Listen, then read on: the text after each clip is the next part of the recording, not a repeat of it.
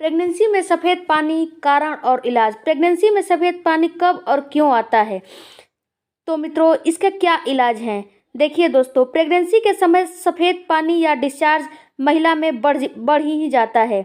ये नॉर्मल है, लेकिन आपको ये समझना होगा कि गाढ़ा डिस्चार्ज सफ़ेद पानी यानी कि पानी मतलब सफ़ेद पानी जो आ रहा है वो पानी जैसा है या फिर ट्रांसपेरेंट है जैसा डिस्चार्ज आपको हो रहा है, इसमें कोई स्मेल नहीं है, या फिर जैसा ये सब जो मैंने बताया ऐसा डिस्चार्ज आपको हो रहा है, इसमें कोई स्मेल नहीं है, या फिर हल्का स्मेल मतलब बहुत थोड़ा बहुत स्मेल है, तो ये प्रेगनेंसी हार्मोन के बढ़ने की वजह से होता है। और जैसे जैसे आपका प्रेगनेंसी बढ़ती जाती है वैसे वैसे इसका अमाउंट बढ़ता जाता है। प्रेगनेंसी में कुछ ऐसा डिस्चार्ज नॉर्मल है जो मैंने आपको बताया, ट्रांसपेरेंट, हल्का सफ़ेद पानी जैसा मतलब जैसे डिस्चार्ज आ रहा है, या फिर थोड़ा बहुत उसमें स्मेल है, तो ये सब प्रेगनेंसी में नॉर्मल है। ये सब हार्मोन के बढ़ने की वजह से होता है। अब बात करते हैं कि जो नॉर्मल नहीं होता है, जो डिस्चार्ज नॉर्मल नहीं होता है, चलिए इसके बारे में जानते हैं। अगर आपका डिस्चार्ज सफ़ेद गाढ़ा दही के जैसे आ रहा है तो ये नॉर्मल नहीं है, ये फंगल इन्फेक्शन हो सकता है। अगर आपका डिस्चार्ज ग्रे कलर का आ रहा है और उसमें मछली के जैसा स्मेल है, जैसे जो आप मछली धुलती हैं वैसा हल्का फुल्का स्मेल आ रहा है, तो ये भी नॉर्मल नहीं है। और वो पीला हल्का है तो ये नॉर्मल ये डिस्चार्ज नहीं माना जाएगा प्रेगनेंसी के समय। अगर आपका डिस्चार्ज बहुत ज़्यादा गंदा स्मेल डिस्चार्ज से आ रहा है और वो पीला हल्का है तो भी ये नॉर्मल नहीं है, ये इन्फेक्शन का संकेत होता है, या फिर आपको कुछ मिसकैरेज हो, इसका भी ये सिम्टम्स हो सकता है।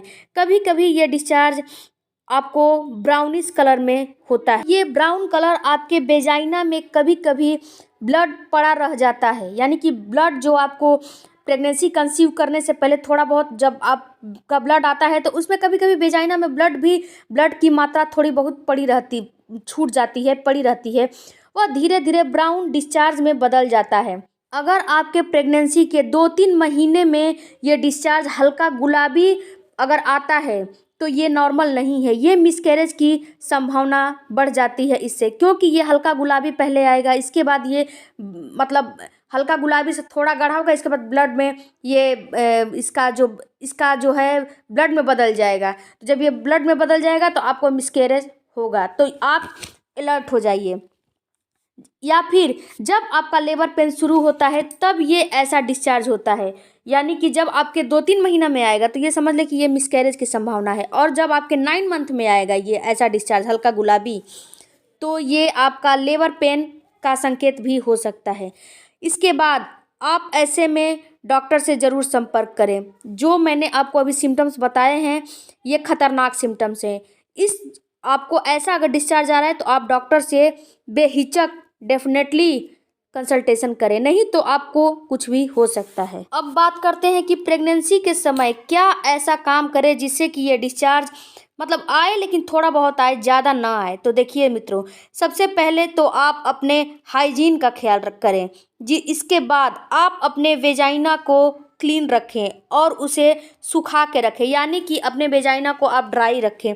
जब भी आप बाथरूम में जाएं, स्टूल पास करने जाएं या फिर यूरिन करने जाएं तो आप अपने वेजाइना को साफ पानी से धो लें, उसके बाद धुल के और सॉफ्ट टॉवेल से उसको सुखा के रखें, उसे पोंछती रहें, जिससे कि वह बार बार जो वेजाइनल इन्फेक्शन है वो आपको ना हो।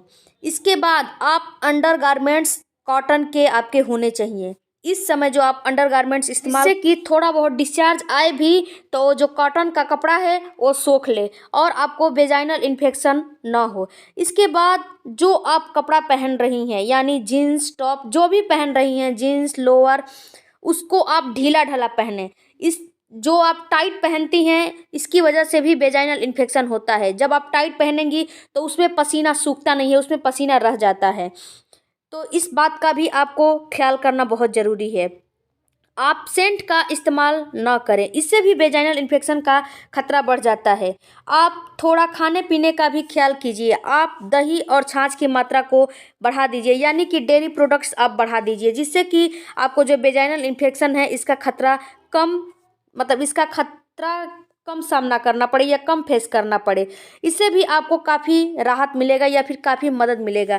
तो मित्रों, ये छोटा सा मेरा वीडियो आपको आशा करती हूँ कि हेल्पफुल ज़रूर लगा होगा। अगर हेल्पफुल लगे तो हमारे वीडियो को मैं आपसे रिक्वेस्ट कर रही हूँ, सब्सक्राइब ज़रूर कर लीजिएगा और अपना बहुत ज़्यादा प्यार देने के लिए लाइक और कमेंट ज़रूर कीजिएगा। मिलते हैं अगले वीडियो में, तब तक आप अपने अपने बेबी का ख्याल रखें। Thank you for watching.